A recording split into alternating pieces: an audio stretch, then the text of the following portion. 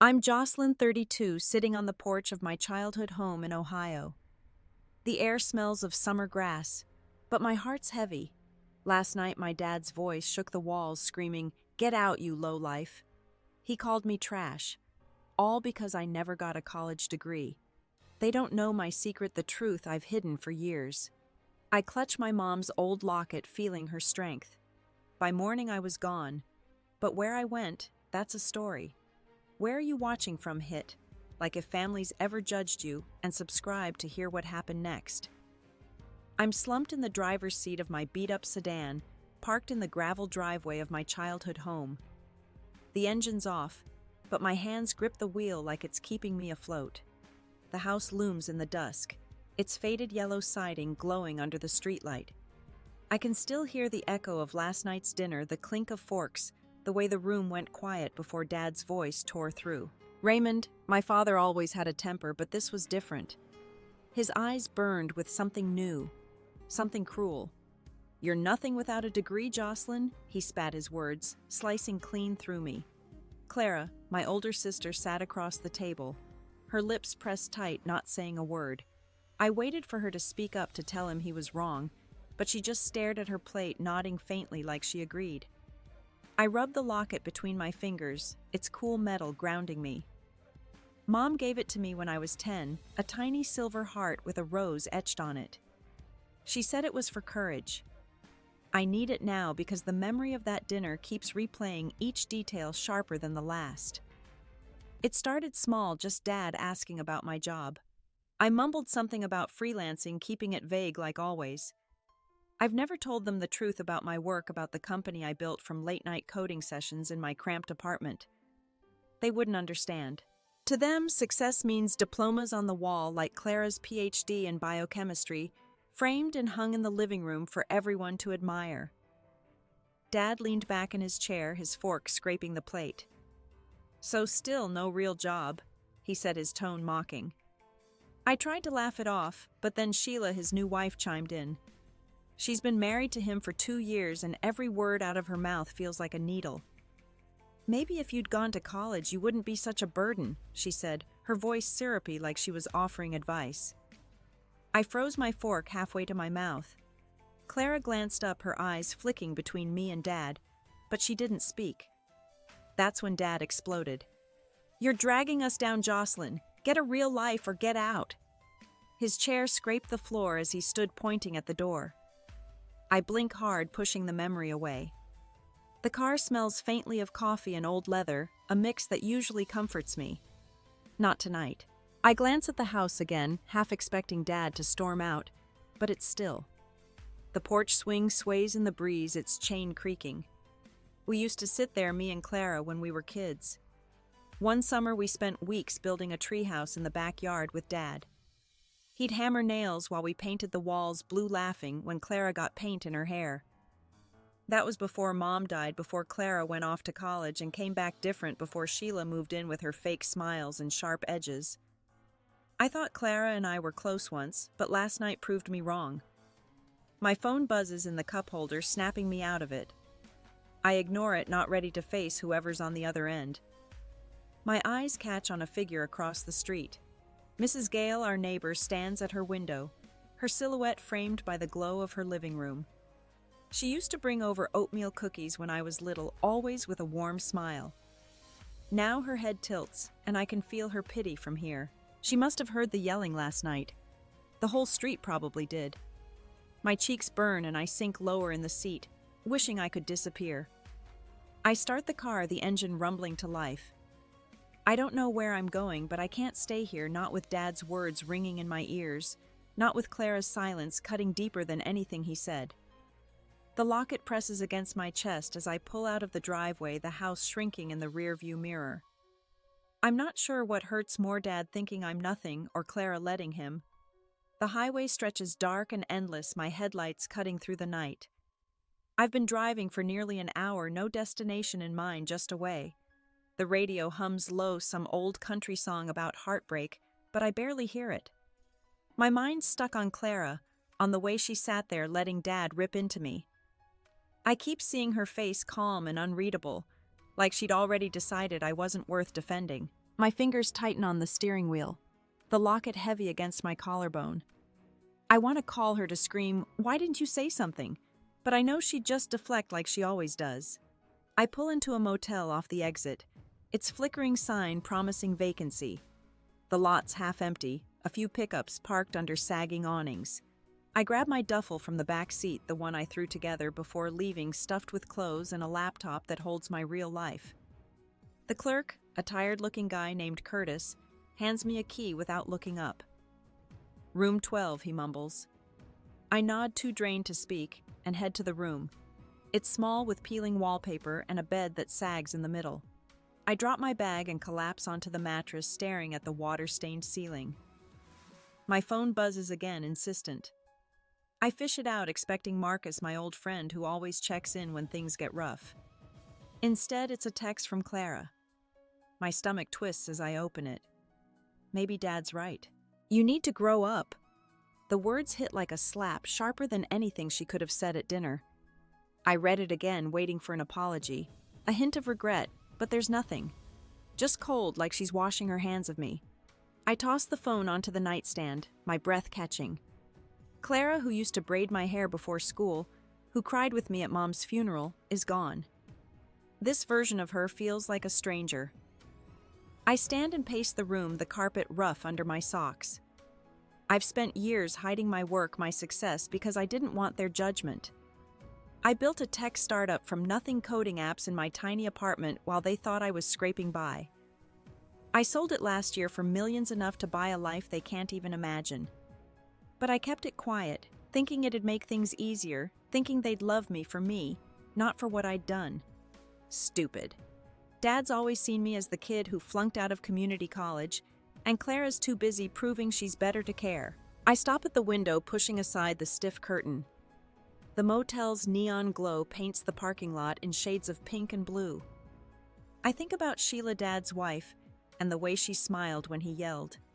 She's been at it since they got married, dropping little comments about my dead-end life, my messy car, my lack of ambition. Last night she leaned into Dad at the table, whispering something that made his jaw tighten. I didn't hear it, but I saw the effect, like she'd lit a fuse. She's been pushing him to see me as a failure, and he's buying it. My phone lights up again, this time with Marcus's name. I answer, my voice shaky. "You okay, Joss?" he asks, his drawl soft and familiar. He's at his garage. I can hear the clank of tools in the background. I tell him I'm at a motel, that Dad kicked me out. He doesn't push for details, just listens, then says, "You're tougher than they know. Come by tomorrow if you need me." I hang up, grateful but raw. Marcus has always seen me, even when I was invisible to everyone else. I sink back onto the bed, the locket warm in my hand. Clara's text glows in my mind, her words twisting with Dad's. I feel small, like I'm 16 again, hiding in my room after Mom died, waiting for someone to tell me I'm enough. But no one's coming. Not Dad, not Clara, not even Sheila with her fake concern. I pull my laptop from the duffel, open it, and stare at the screen. My life's work is in here, proof I'm not nothing. I book a flight to Florida, my fingers trembling. I don't know what's next, but I'm done letting them define me. The motel room feels smaller now, the walls pressing in as I lie on the sagging bed. The neon sign outside buzzes, a relentless drone that matches the chaos in my head. My laptop's still open, the flight confirmation to Florida glowing on the screen. I should feel free, but Clara's text keeps clawing at me. Maybe Dad's right. You need to grow up. I close my eyes, trying to shut it out, but her words loop, each one tighter like a noose. My sister, the one who used to sneak me candy during church, now thinks I'm a child who's failed at life.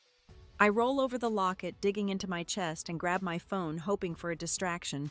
No new messages, just Marcus's call from earlier, his voice steady when I was falling apart. I think about calling him back, but what would I say? That my family's tearing me to pieces, that I'm running to a life they don't even know exists. I set the phone down and stand pacing the narrow strip of carpet. The room smells of stale cigarettes and cheap cleaner, a far cry from the villa waiting for me in Florida.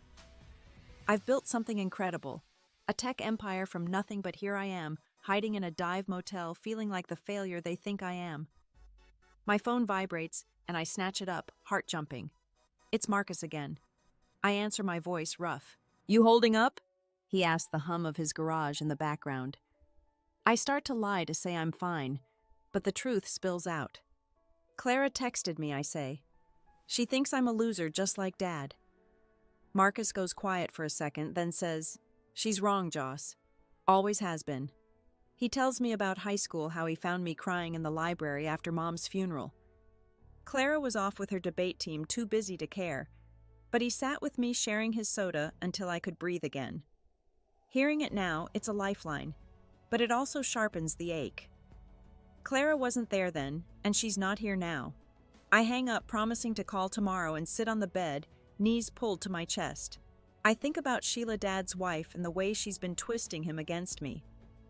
At dinner, I caught her whispering to him, her hand on his arm, her eyes flicking to me with that smug little smile. She doesn't know I could buy their house 10 times over. She thinks I'm nothing, and Dad's eating it up.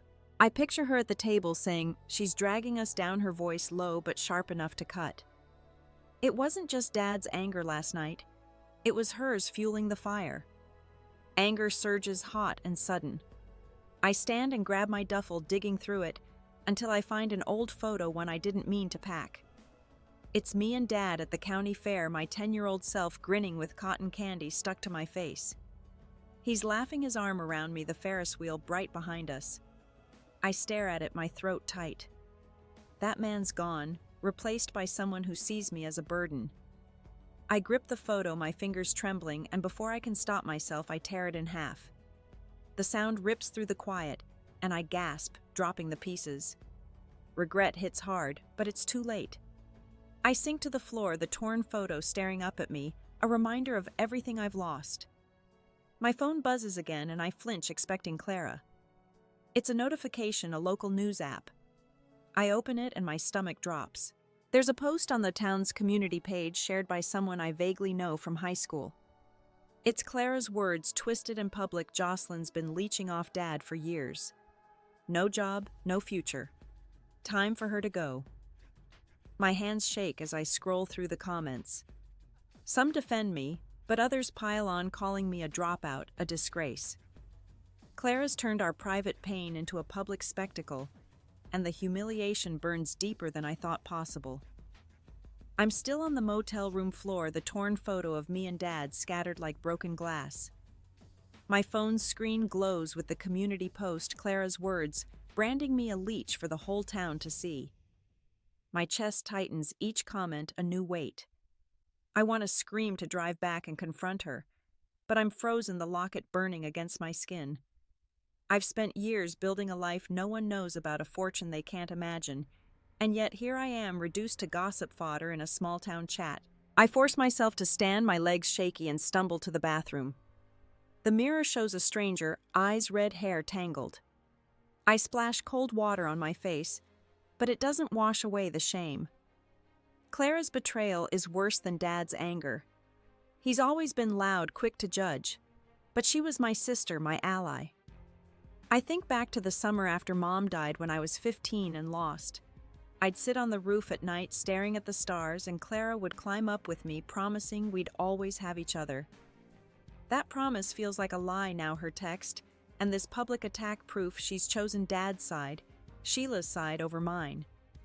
My phone vibrates, and I almost don't look afraid of more venom. It's a voicemail, not a text, from Dad's number. My heart lurches. Maybe he's calling to apologize, to say he didn't mean it. I press play, holding my breath. His voice crackles through, low and hard. "Jocelyn, don't come back until you're somebody. I'm done carrying you." The message cuts off, but I hear Sheila in the background, her laugh sharp and gleeful, like she's won something. I replay it, hoping I misheard, but each word lands heavier, a hammer on my heart. Dad's not just angry.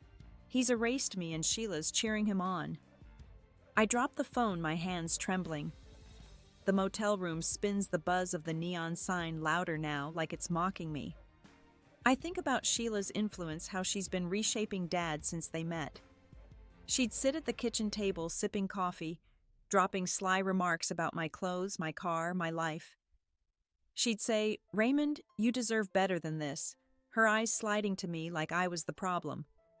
I see it clearly now. She's been planting seeds, convincing him I'm a failure, and Dad's too stubborn to question her. Clara's bought into it too, her jealousy of my freedom twisting into something ugly. I sink onto the bed, my duffel spilling open beside me. A notebook tumbles out, one I used to sketch app ideas in the early days of my startup. I flip it open, the pages filled with code snippets and dreams I turned into reality. I built a company that changed lives, funded schools, created jobs, but none of it matters to them. They see a dropout, a nobody, and Clara's made sure the town sees it too.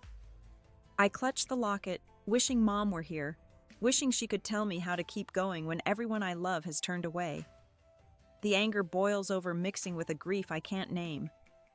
I want to call Marcus to hear his steady voice, but I'm too raw, too afraid I'll break down completely. Instead, I grab my laptop and open the flight details. Florida's waiting, a world I built for myself, but right now it feels like running, not winning. I stare at the screen, Dad's voicemail echoing Sheila's laugh, cutting through Clara's post, burning in my mind. I'm not sure how much more I can take before something inside me shatters. The plane lands in Florida, and I'm numb, stepping into the humid night air with my duffel slung over my shoulder. A driver waits, holding a sign with my name, and I follow him to a sleek black car. The drive to the villa is quiet, palm trees flashing by, their shadows dancing in the moonlight. I'm still reeling from Dad's voicemail, Sheila's laugh, Clara's public betrayal. My phone's off now, but their words are carved into me, each one a fresh wound. The locket rests against my chest, but it's not enough to anchor me tonight. We pull up to the villa and I catch my breath. It's massive, perched on the edge of the ocean, its glass walls reflecting the stars. I bought it last year, a secret I kept even from myself, like admitting I deserved it would make me someone I wasn't ready to be. The driver opens my door and I step onto the driveway, the crunch of white gravel under my sneakers jarringly real. Inside, the air is cool, scented with salt and polished wood.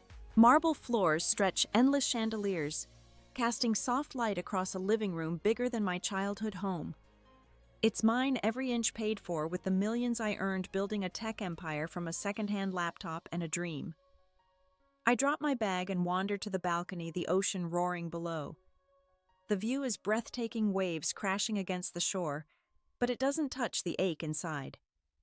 I'm Jocelyn, the girl who coded her way to $45 million, who sold her startup to a giant last year, who's funded scholarships and built apps that changed lives. I kept it hidden, not for shame, but to stay grounded, to keep my family close. What a joke. Dad thinks I'm a leech. Clara's turned me into a punchline. Sheila's convinced them I'm worthless. I grip the balcony railing, the metal cold under my palms, and let out a shaky breath. My phone buzzes in my pocket, and I pull it out, half hoping it's Marcus. It's a text from him, short and warm. Made it to Florida. Okay, you're bigger than that town, Joss. I smile, but it fades fast. Marcus has always believed in me, even when I was just the quiet kid sketching app ideas in study hall. He doesn't know the half of what I've built, but his faith is a flicker of light in this storm. I text back a quick "thanks, I'm here," and shove the phone away, not ready to unpack it all. I step back inside my sneakers, silent on the marble, and collapse onto a plush sofa. The villa's too quiet, like it's waiting for me to fill it with something I don't have. I think about the day I almost told Dad the truth 2 years ago over coffee at the diner. I'd just closed my first big deal, my app hitting 1 million downloads. I wanted to share it to see him proud, but he started ranting about Clara's latest research grant, how she was making a difference. I swallowed my news, afraid he'd laugh, or worse, not care. Now, standing in this palace, I built that silence feels like a betrayal of myself. The locket slips from my shirt, glinting in the dim light. I open it, Mom's tiny photo smiling back, and the dam breaks. Tears come fast, hot, unstoppable, and I'm sobbing, my body shaking as I curl into the sofa. All the money in the world, this villa, the headlines calling me a prodigy, none of it matters when the people I love think I'm nothing. Dad's voice echoes, "Don't come back until you're somebody," and Sheila's laugh stabs through it. Clara's post, a chorus of condemnation. I've won everything, but I've lost them, and the weight of that truth is crushing me alive. The sobs slow, but my chest still heaves. The villa's vastness, swallowing my cries. I'm crumpled on the sofa. Mom's locket open in my hand. Her faded smile, a cruel reminder of a family that no longer exists. The ocean's roar outside feels like it's mocking my collapse, each wave a pulse of the pain I can't escape. I wipe my face, the skin raw, and force myself to stand stumbling to the kitchen. The counter's sleek granite cold under my fingers, and I pour a glass of water, the clink of ice the only sound. My reflection in the glass door shows a woman I don't recognize, hollowed out by betrayal. My phone lights up on the counter, a new voicemail notification. I hesitate, dread pooling in my gut, but I press play. The speaker crackling. It's Dad again, his voice colder than before. You think running off changes anything? You're still nothing, Jocelyn. Make something of yourself or stay gone. Sheila's voice cuts in sharp and gleeful. She's never been worth your time, Raymond. The message ends and I'm frozen, the glass trembling in my hand. It's not just rejection. It's erasure, like I'm not even human to them. Sheila's laugh lingers, a blade twisting deeper, her victory complete. I set the glass down, my hands shaking, and pace the kitchen, the marble floor gleaming under recessed lights. I think about Clara, how she's not just silent but active, turning the town against me. I open my phone against my better judgment and check the community page again. Her post has exploded, hundreds of likes, new comments piling on. Someone I knew from church writes, "Always knew she was trouble." Another, a former teacher, adds, "No ambition, no surprise, she's a mess." Clara's chimed in, replying to each, her words calculated. She's had every chance to do better. My throat closes, the public shaming like a spotlight I can't escape. I scroll further and my heart stops. Clara's posted a photo one I forgot existed from a high school talent show. I'm 16, awkward in a thrift store dress, holding a cheap microphone, my face lit with hope. Her caption reads, "This is who she's always been. A nobody pretending to matter." The comments are vicious, tearing into my younger self, mocking my dreams. I drop the phone, my breath shallow, the room spinning. Clara's not just betraying me. She's rewriting my story, stripping away every ounce of dignity I fought for. I stumble to the glass doors, pushing them open to the balcony. The night air is thick, the ocean's crash louder now, relentless. I grip the railing, my knuckles white, and stare at the dark waves. I've built a life that should silence them all, a fortune that dwarfs their small-town judgments. But it's worthless against this. They've taken my past, my family, my home, and now they're tearing apart the girl I was, the one who dared to dream. I think of Marcus, his text calling me bigger than this, but even his faith feels distant, drowned out by Dad's scorn, Sheila's cruelty, Clara's war. My knees buckle, and I sink to the balcony floor, the tile cold against my skin. The locket swings free, but I don't touch it, too broken to seek Mom's comfort. I've never felt so alone, so small, like everything I am has been crushed under their words. The ocean roars on indifferent, and I'm left with nothing but the raw, gaping wound of their rejection. No way out, no way forward. Just this unbearable now. The balcony tiles are still cold under me, the ocean's roar a steady pulse in the dark. I'm crumpled, Dad's voicemail, and Clara's vicious post clawing at my insides. Sheila's laugh echoing like a taunt. But something shifts, a spark in the wreckage of my heart. I'm done letting their words define me. I push myself up, legs unsteady, and wipe my face, the salt of tears sharp on my lips. The villa looms behind me, its vastness no longer a weight, but a reminder of what I've built. I'm not nothing. I never was. I step inside, the glass doors sliding shut with a soft thud. The living room glows under soft lights, my duffel still sprawled where I dropped it. I grab my phone, ignoring the notifications piling up, and search for Elise, a journalist I met at a tech conference last year. She's sharp, fearless, with a knack for telling stories that cut through noise. I find her contact and hesitate, my thumb hovering.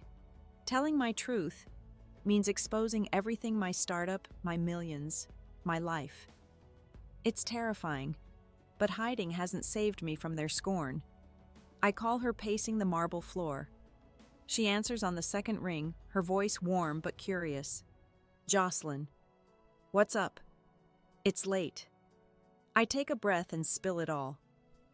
Dad's rejection, Clara's betrayal, the town's judgment. I tell her I'm not the failure. They think that I built a tech empire from nothing, sold it for millions, and now own this villa. She's quiet for a moment, then says, "That's one hell of a story. Let's tell it. Not for revenge, but for you." Her words hit deep, a call to reclaim my narrative. We talk for an hour, sketching out a plan. I'll share my journey from coding in a cramped Ohio apartment to becoming a silent force in tech. Elise suggests focusing on impact, how my apps empowered small businesses, how my foundation funds education for kids like I once was. It's not about bragging, it's about truth. I hang up, my pulse racing, and open my laptop. I start drafting a statement, my fingers flying over the keys, each word a step toward freedom. I write about the nights I taught myself to code, the rejections I faced, the quiet pride when my app hit 1 million users. I pause, glancing at the locket on the coffee table. It's open, Mom's photo catching the light. I think of her patience, her belief in me, and it steadies my hands. This isn't just for me. It's for the girl I was, the one they're trying to erase. I keep writing, detailing how I funded scholarships, how I stayed humble to keep my family close, only to lose them anyway. The words pour out raw and real, and for the first time in days, I feel like I'm breathing. My phone buzzes, a new text from Marcus. "You good, Joss? Need me to come down there?" I smile, warmth cutting through the ache. Marcus always showing up, no questions asked. I text back, "I'm okay. Might need you soon though. Stay tuned."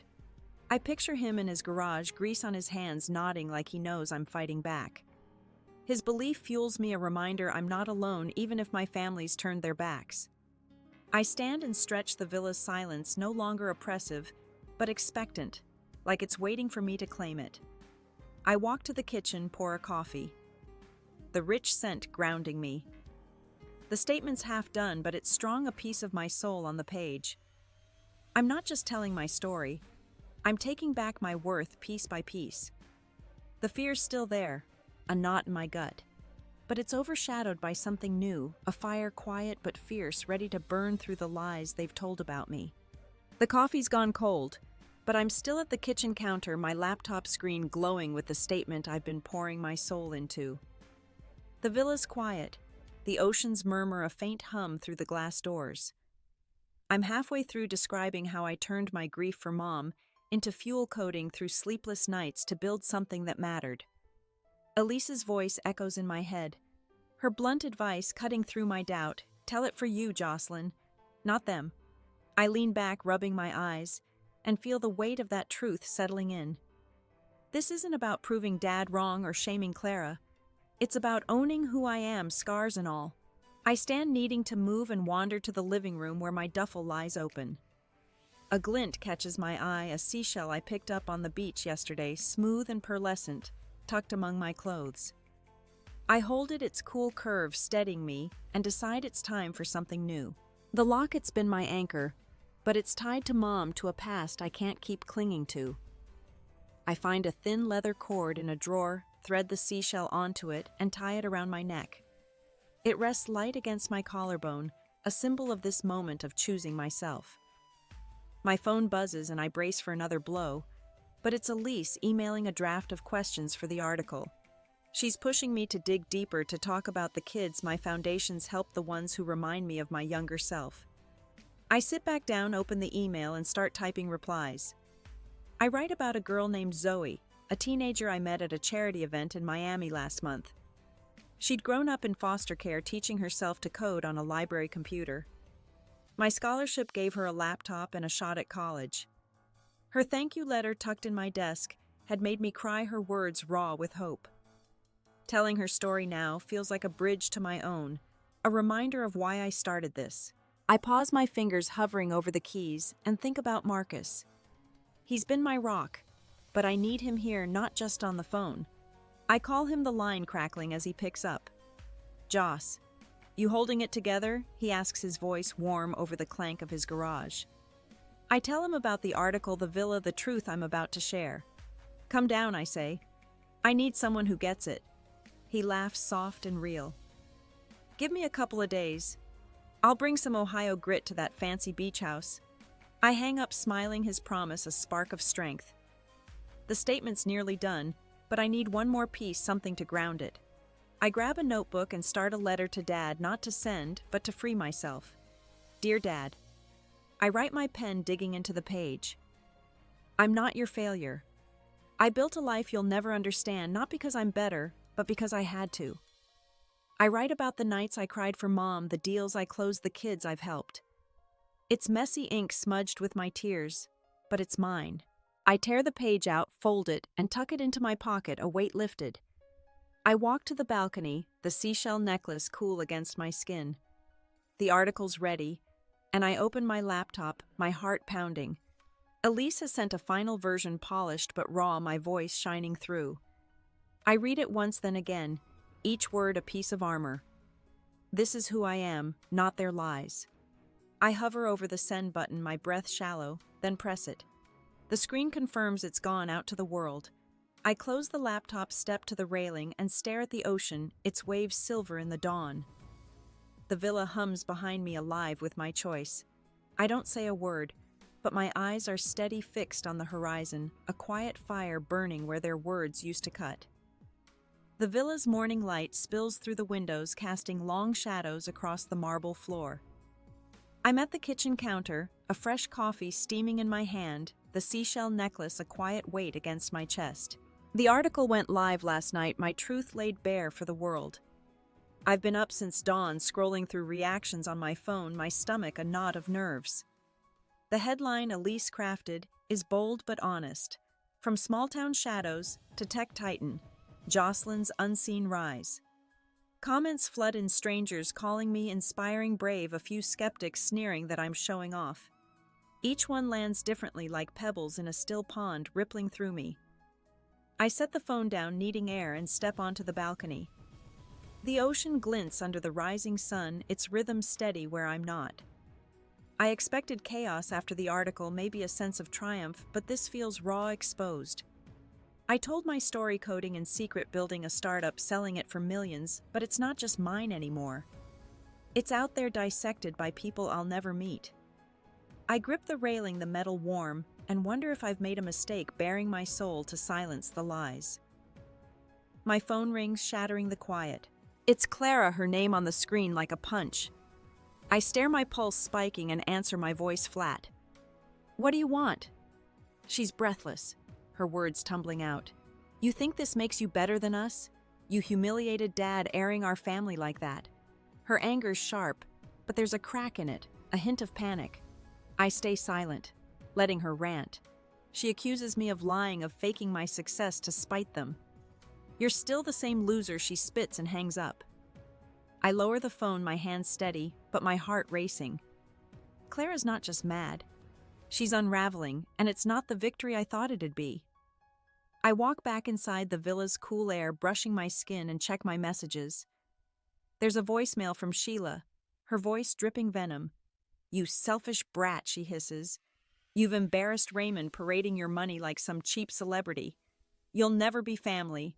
I deleted her words, stinging but not surprising. Sheila's always seen me as a threat, and now I've given her a stage to hate me on. Dad's silence, though, is louder. No call, no text, just a void where I hoped for something, anything to shift. I sink onto the sofa, the plush cushions swallowing me, and open my laptop. The article's gone viral, shared across tech blogs and local news back in Ohio. A few old classmates have messaged, some with support, others with snide remarks about my dropout days. I skim them, feeling the weight of their eyes. The town's eyes, all judging the girl they thought they knew. I close the laptop, my coffee untouched, and rub the seashell, its smooth curve a reminder of why I did this. Not for them, but for me. A knock at the door jolts me. It's Marcus, his duffel slung over his shoulder, his grin wide but soft. He steps inside, whistling at the villa's grandeur. "Damn, Joss, you weren't kidding," he says, dropping his bag. He's here like he promised his presence a tether to something real. Over coffee, he tells me the town's buzzing. Folks at the diner, the garage, even the church are talking about my story. Some call me a hero, others say I'm a liar, but they're talking. His eyes meet mine, steady. "You shook 'em up," he says. "That's power." I nod, but the words feel distant, like they belong to someone else. I lead him to the guest room, needing a moment alone, and pause at the window. The ocean stretches endless, its surface calm, but hiding currents I can't see. Clara's call. Sheila's venom, Dad's silence. They're all proof my story hit hard, but it's not relief I feel. It's exposure, like I've stripped myself bare and the world's staring, waiting for me to flinch. I touch the seashell, my breath shallow, and stand still, caught in the echo of their anger and my own fragile truth. The villa's kitchen hums with the scent of fresh coffee, but I'm barely here, my mind tangled in the aftermath of the article. Marcus sits across from me, his mug steaming, telling stories of Ohio's reaction. He says the lady at the diner, Mrs. Lorraine, taped a printout of my story to the counter, calling me her hero. Others, he admits, whisper I must have cheated my way to millions. I nod, the seashell necklace heavy against my chest, but their voices feel distant, like static from a radio I can't tune. I excuse myself and step into the study, a quiet room with floor-to-ceiling windows facing the ocean. My laptop's open, notifications piling up. I scroll through emails, stopping at one from a stranger, a woman named Tara. "Your story gave me courage to leave my toxic job," she writes.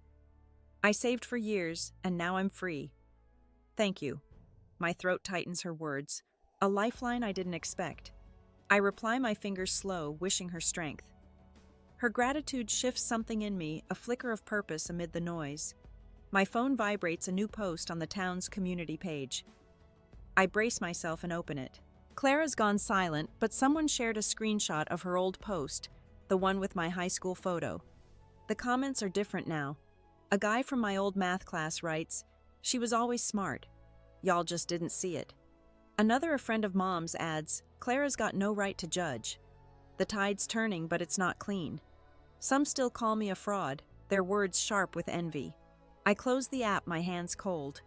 Clara's attacks are crumbling, but her silence now feels heavier, like she's retreated to lick her wounds. I walk to the window, the ocean, a restless gray under gathering clouds.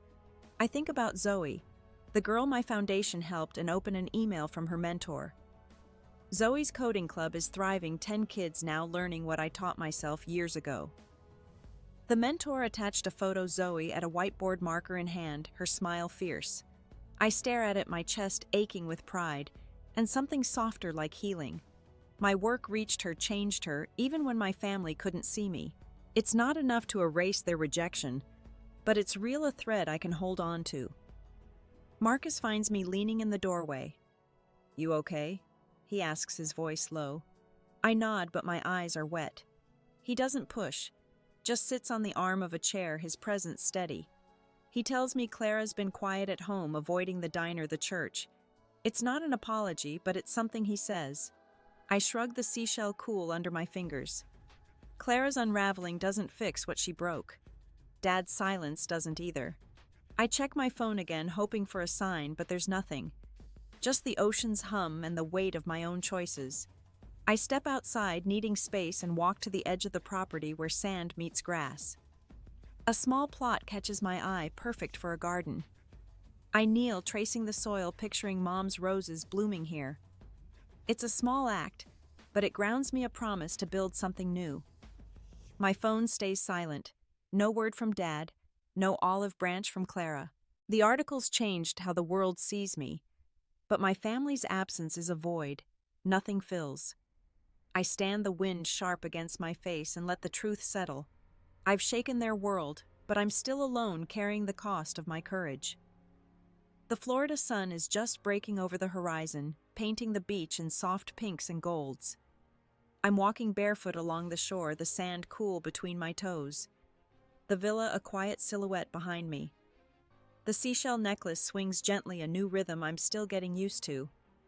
The article's been out for days, its ripples still spreading, strangers reaching out, old friends rethinking me, Clara's silence growing louder.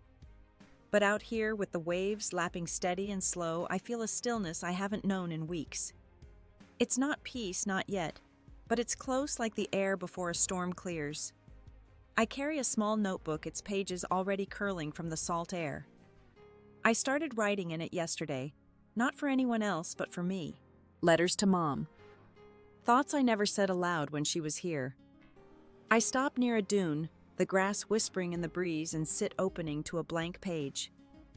The pen feels heavy, but I write, "Dear Mom, I'm trying to be the woman you saw in me.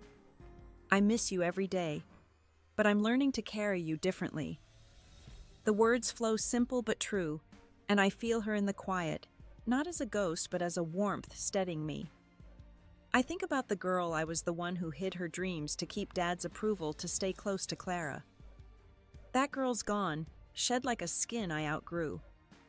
The article forced me to step into who I am, a woman who built a life from nothing, who's still standing despite their rejection. I don't need Dad's pride or Clara's apology to know my worth. Mom taught me that, not with words, but with the way she'd listen, her eyes soft and sure, like she knew I'd find my way. A gull cries overhead, pulling me back, and I close the notebook, tucking it into my pocket. I stand and walk further, the tide tugging at my ankles. Marcus is still at the villa, probably tinkering with something, his way of staying grounded. Last night over takeout pizza, he opened up about his own dad, a man who never saw his worth either. We sat on the deck, the stars sharp above, and he said, "Sometimes you gotta forgive 'em, Joss, not for them, but so you can breathe."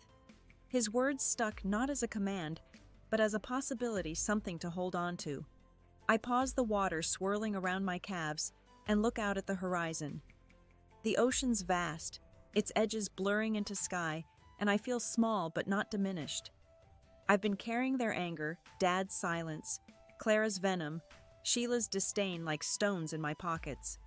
But here, with the salt air sharp in my lungs, I'm starting to let them go. Not because they deserve it, but because I do. I touch the seashell, its curve worn smooth, and take a slow breath, the first in days that doesn't hurt. Back at the villa, I'll call Elise, thank her for pushing me to tell my story. I'll check on Zoe's coding club, maybe send her a note. But for now, I stand still, the waves curling over my feet, the notebook a quiet weight against my hip. The world feels softer, not fixed but open, like I'm finally learning to live in it. I breathe again, slow and deep, the morning light warm on my face, and let the moment hold me. The waves retreat, leaving my feet bare on the damp sand, the morning sun now climbing higher. I walk back toward the villa, the notebook in my pocket, a quiet companion. The beach stretches wide, empty except for a stray cat weaving through the dunes, its gray fur catching the light. I pause, watching it move with purpose, unafraid. Something about its small, steady steps feels like a mirror, a reminder of my own quiet resolve. I kneel, extending a hand, and it sniffs my fingers before darting off. I smile, naming it Luna in my head, a fleeting gift from this moment. Inside, the villa hums with soft light. Marcus's laughter drifting from the kitchen where he's rummaging for breakfast. I slip into the study, needing solitude, and find an email from Elise. She says Clara's gone quiet online, her posts buried under supportive comments from strangers and old neighbors. It's not a win, just a shift, like a storm passing.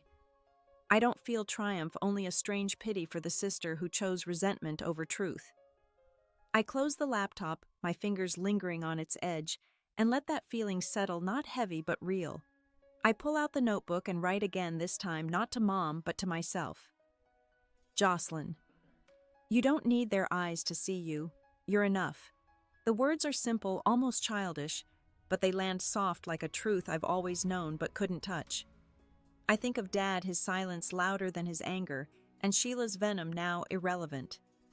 They're part of my story, but they don't write it anymore. I close the notebook, my breath even, and slip it into a drawer, a private act of trust in my own healing. A letter arrives in the mail, forwarded from my old address. It's from Mrs. Gale, the neighbor who watched me leave that night. Her handwriting is shaky but warm. "I'm sorry for looking at you with pity," she writes. "Your story made me call my son after years apart. Thank you for showing me courage." I read it twice, my eyes stinging, and fold it carefully. Her words are a bridge not to Ohio, but to the part of me that still hopes for connection. I tuck the letter beside the notebook, a small constellation of truths I'm building. I step outside to the plot, where I'll plant Mom's roses, the soil dark and ready. Luna the cat reappears, curling near the grass, her eyes half closed. I sit beside her, the seashell necklace glinting, and stroke her fur, her warmth a quiet anchor. Marcus calls from the deck, asking if I want coffee, but I shake my head, content here.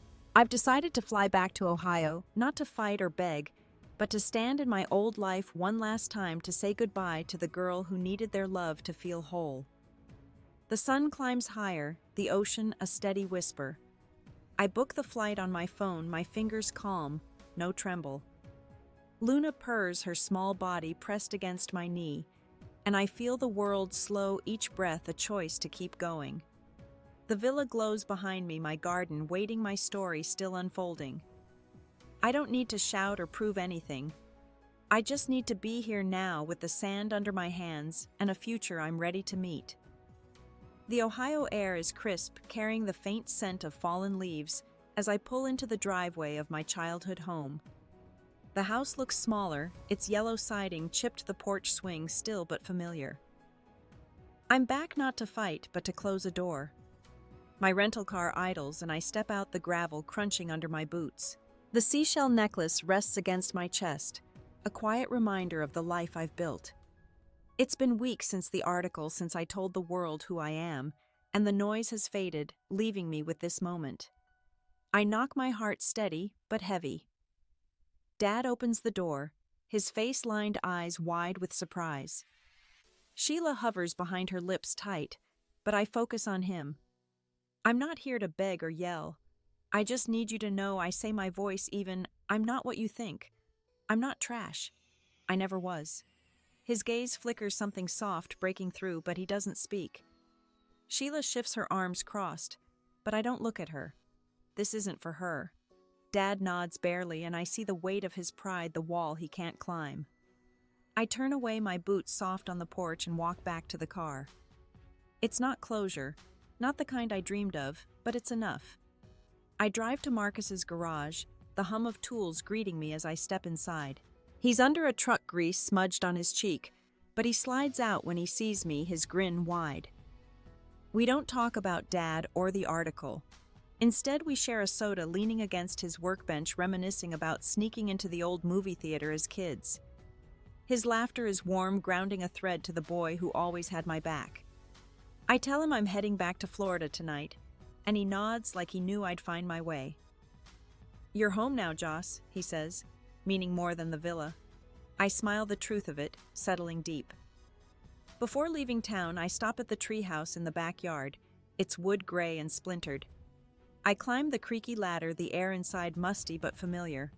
I pull a small card from my pocket, one I wrote last night. "Clara, I wish you peace." It reads nothing more. I leave it on the warped floor, a gesture not for her but for me, a letting go. I don't expect her reply, and I don't need it. The wind rattles the branches as I climb down, and I feel lighter, like I've left a piece of my hurt behind. Back in Florida, the villa welcomes me with its soft light, the ocean a steady hum beyond the windows. Luna the stray cat greets me, weaving between my legs as I set my bag down. I kneel, scratching her ears, her purr a small living thing. The garden plot waits outside, ready for the rose seeds. I ordered a quiet promise to Mom and myself. I'm not the girl who left Ohio, not anymore.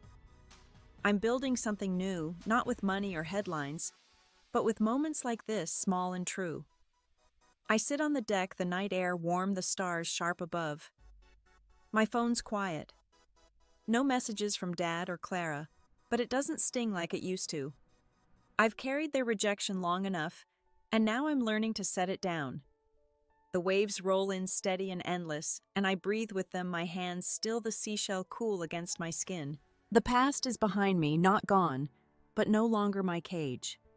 I'm here whole, and that's a start. The Florida dawn breaks soft, a thin line of gold over the ocean. I'm in the garden plot, kneeling in the cool soil, planting Mom's rose seeds one by one. Luna watches from the grass, her tail flicking a quiet witness to this new ritual. The villa hums behind me, its walls no longer a shield, but a home, a place I've claimed as mine. My hands work slow, pressing earth over each seed, and I feel a rhythm not just in the planting, but in me, a steadiness I've been chasing for weeks. I think about Ohio, the treehouse dad's fleeting softness, Clara's absence. A text came from her yesterday, a single line, "I'm sorry." I read it once and let it be, not because I'm angry, but because I'm done waiting for her to see me. Sheila's faded into silence, her venom spent. Dad's pride keeps him distant, and I've made peace with that, not for him, but for the space it's given me to grow. I'm not the girl who needed their love to feel whole.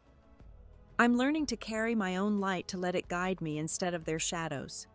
The roses won't bloom for months, but I picture them red and full, a quiet nod to Mom's strength. I stand brushing dirt from my knees and walk to the deck, the ocean stretching wide before me. I've started new habits here, small, but mine: morning walks, coffee with Marcus when he visits, letters to Zoe to cheer her coding dreams. These are my anchors now, not the approval I once craved.